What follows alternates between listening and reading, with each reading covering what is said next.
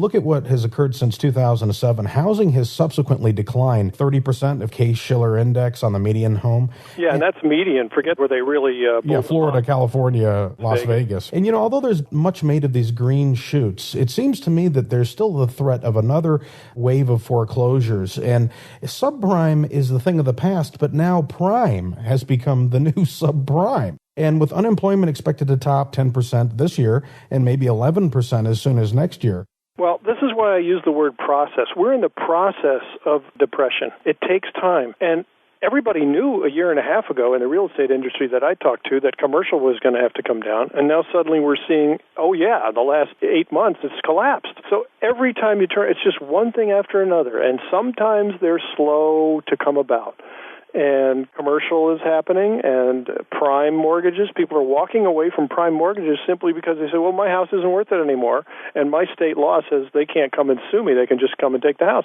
Forget it. Come get it. The combination of the extreme high debt, the collapse in real estate prices, and some of these state laws is just exacerbating the situation. Exactly. And, financial commentator Dave Ramsey, he completely agrees with you on this debt problem. A big proponent of zero debt, plastectomy, everyone should cut up their credit cards. You also suggest in Conquer the Crash that paying off debt and accumulating at least 50% of home equity is key. Have you tweaked it any in here, or has that stayed the same? I think real estate, by the time we're done, and this might sound radical as well, on average is going to be down 90% from the high. I really suggested to people, if you own your own house, that's great, because nobody can come and take it away from you except perhaps the tax man if you really get in trouble. You've got a place to stay, and under worst circumstance, you lose your job, you still have your home. You could eventually sell it if you really got into trouble. But I think the people in trouble were the ones who were out on a limb with IOUs. And the people who had, say, 30% equity, 20% equity, or even 50% equity in the wrong market suddenly found the bank knocking on their door. And if they couldn't make a couple of payments, they lost the whole thing. It is incredible. And then that's when they find out, no, I'm not a homeowner. No, I'm not a partner with the bank. The bank will take the whole thing. The bank is the legal owner of the home until you pay the last dollar of that mortgage. And, debt per se is not an evil. Debt in a real money system is something that very prudent people make decisions about. Do I want to lend to this person? And the people they usually like to lend to are not consumers who might lose a job. They're producers who will probably be able to pay back the loan with interest.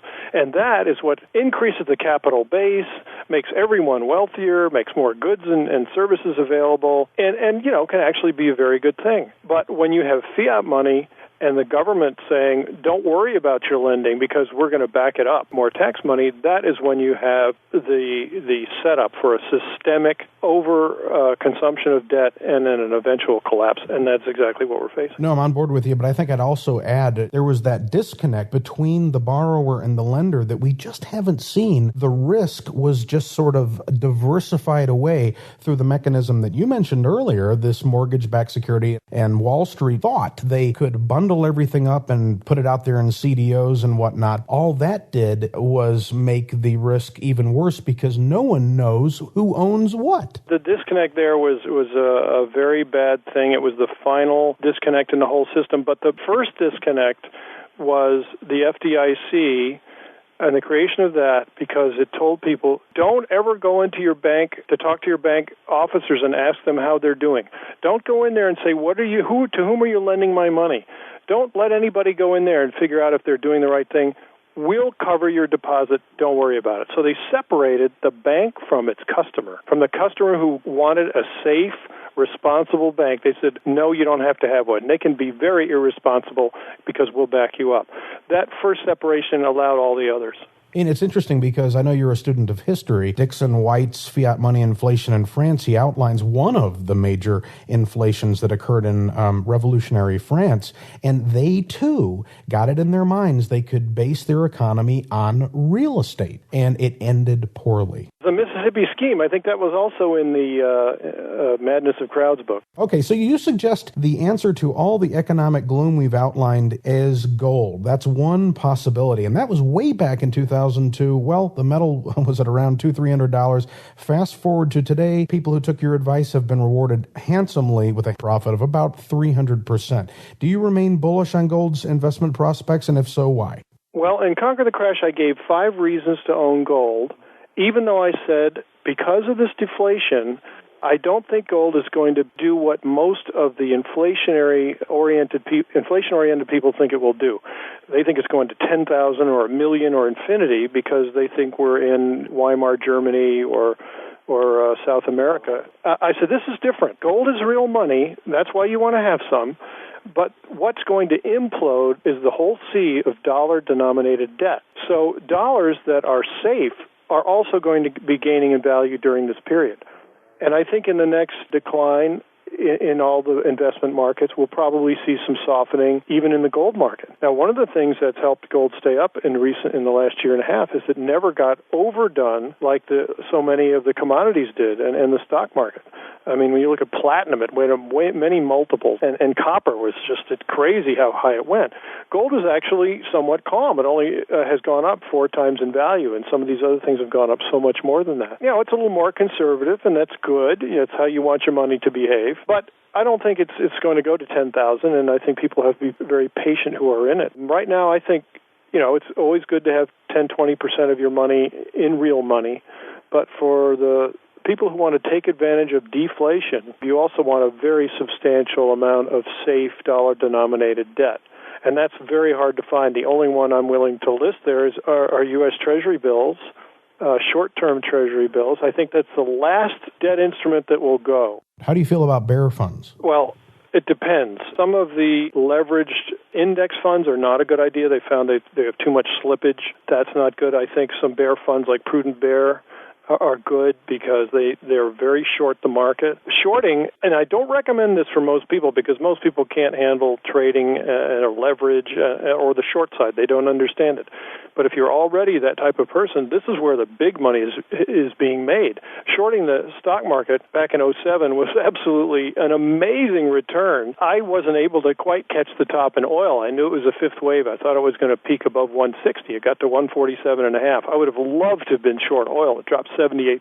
And so here we are again, and we're getting quite aggressive here. We had a target in the S&P on this rally from 667 up to 1,000 to 1,100. We're past the middle of that range, so we're getting pretty excited about the downside possibilities of selling short the stock market. I know that your interest has expanded recently to include the social sciences, the science of history, and social prediction. And I understand that you've opened up a new website with a socioeconomic perspective. Yeah, we have socionomics.net, where we have all the material for people who want to understand this. We also have a foundation where we support academic work to advance the idea of socionomics. And in a nutshell, I've been making a case for quite a long time, ever since 1979, so I guess that's 30 years, that waves of optimism and pessimism are part of the fabric of society. They are not created by outside events. The ebb and flow is natural and part of the way humans interact. Why is this important?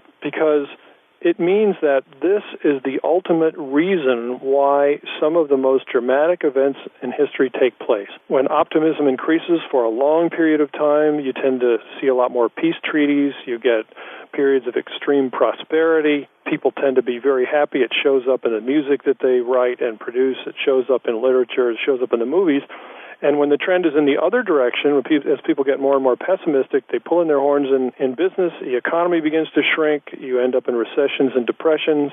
You see a change in the way the culture is, and then you also get into very dangerous situations in terms of the potential for wars. So I think waves of optimism and pessimism, waves of social mood, as I put it, are really the engine of history. Is there any other contact information? We have a lot of free material. No, people don't even have to spend a dime if they don't want. They can be there for weeks and get a lot of new stuff. It's elliottwave.com. If they want to learn about markets or what we think they're going, that's where they need to go.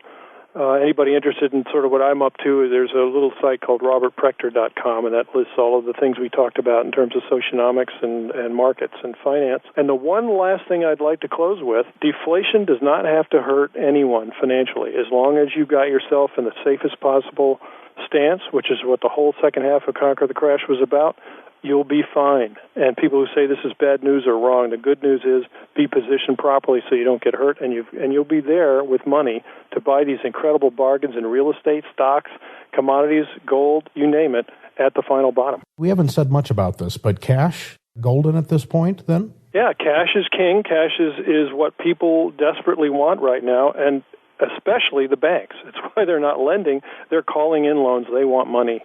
And you should respect that and try to keep both hands on the money you do have. Excellent advice. I'm going to keep you all in mind, though. First, snowfall. These slopes here, Robert, are surprisingly bunny-like. Well, that's great. Maybe I'll give it a try. Thanks for having me on Gold Sea.